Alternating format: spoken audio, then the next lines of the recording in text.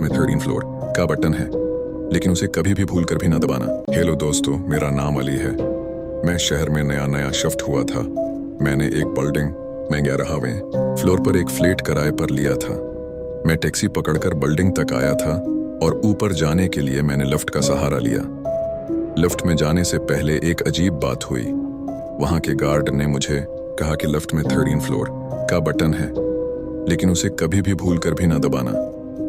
मैं बहुत हैरान हुआ, लेकिन मैंने उस बात को नजरअंदाज किया और लिफ्ट में चला गया। मैंने 11 फ्लोर का बटन दबा दिया, लेकिन न जाने क्यों मेरा दिल बार बार 13 नंबर वाले बटन को दबाने का कर रहा था। खैर, मैंने खुद पर काबू रखा और उसे नहीं दबाया। मैं दिन में कई बार लिफ्ट से नीचे भी आता और ऊपर भी जाता, और वो बटन हमेशा मेरे अंदर नया तजस्सुस पैदा करता। एक दिन मैं लिफ्ट में आया और ऊपर जाने लगा। इस बार मेरे साथ 3 लोग और भी थे। उनमें से एक शख्स 13 नंबर दबाने लगा तो साथ खड़े आदमी ने फौरन उसे रोक लिया और सख्ती से मना किया। कहने लगा, तुम अपने साथ साथ हमें भी मरवाओगे क्या? मैं ये सुनकर डर गया, लेकिन इस बटन को दबाने का तजस्सुस अब भी मेरे अंदर मौजूद था।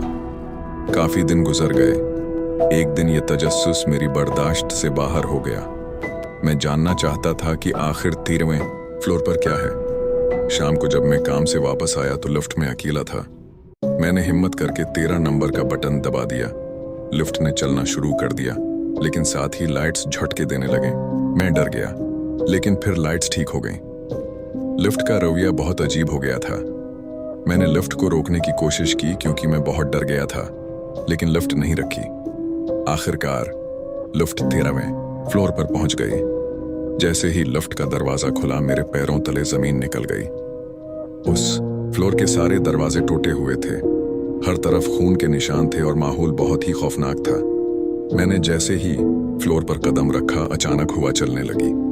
वहां सोफे पर सफेद कपड़े डाले हुए थे, जो हवा की वजह से उड़ने लगे। इसी लम्हे लिफ्ट का दरवाजा अचानक बंद हो गया। ये सब पल भर में हो रहा था। मेरा चेहरा पसीने से भर गया। मुझे महसूस हुआ जैसे कोई चलकर मेरी तरफ आ रहा है। कदमों की भारी आवाजें सुनाई दे रही थीं, लेकिन कोई नजर नहीं आ रहा था। मैं घबराहट में इधर उधर देख रहा था, लेकिन कोई नहीं था।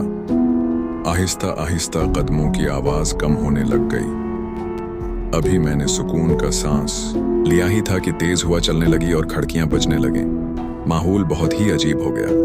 मैं वापस भागने लगा, लेकिन लिफ्ट का दरवाजा नहीं खुल रहा था। मैंने बहुत कोशिश की। फिर मैंने सीढ़ियों की तरफ जाने की कोशिश की, लेकिन सीढ़ियों का दरवाजा लॉक था।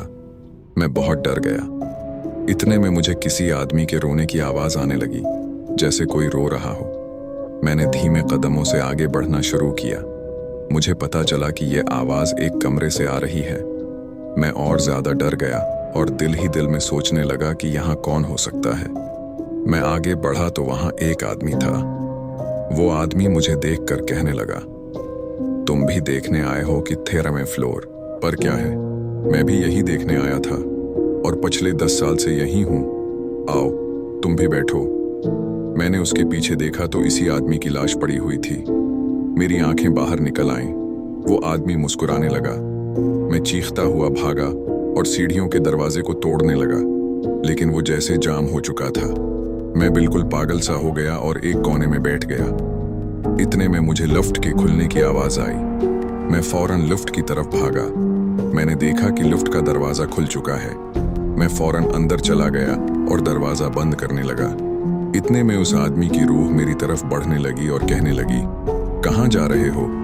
वापस आओ, मेरे साथ रहो। जैसे ही वो करीब पहुंची, लिफ्ट का दरवाजा बंद हो गया और लिफ्ट चलने लगी।